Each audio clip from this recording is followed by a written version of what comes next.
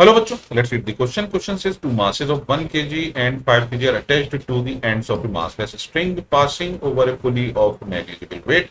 The pulley itself is attached to a light spring balance as shown in figure. The masses start moving during this interval. The reading of the spring balance will be number 1 more than 6 kg, number 2 less than 6 kg, number 3 equal to 6 kg and number 4 none of the above. तो यहाँ पर पुली का wait negligible है और दोनों masses पर लगने वाले फोर्सेस कुछ इस तरह हैं। 1 केजी ब्लॉक पर लगेगा force, let's say it is 1 g और टेंशन हो जाएगी T, और दूसरे ब्लॉक 5 केजी पर लगेगा 5 g और टेंशन हो जाएगी T। हम एज्यूम करके चलते हैं कि ये ऊपर एक्सेलरेट कर रहा है और ये नीचे की तरफ, तो ये हो जाएगा T-1 g is equal to 1 × A, और दूसरे के लिए हो जाएगा 5g minus T is equal to 5A Newton second law of motion के अकॉर्डिंग।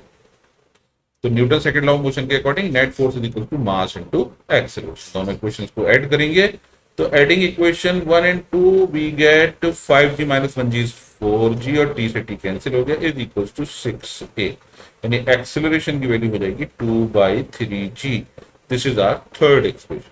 तो जो टेंशन की वैल्यू होगी, tension T is equal to होगा A प्लस G, और A हमारे पास कितना है, A is equal to 2/3g प्लस G which is equal to 5/3g।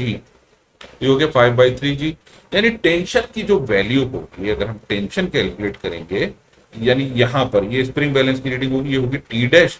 तो T डैश यानी इस पुली पर लगने वाली जो फोर्सेस हैं, एक तो है T डैश और दो टेंशन डाउनवर्ड।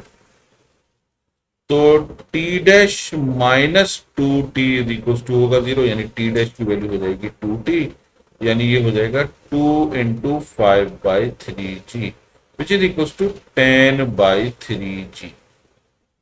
तो ये जो रीडिंग आ रही है 10/3g आ रही है, यानी ये रीड करेगा 10/3 kg, and clearly 10/3 kg is less than 6 kg।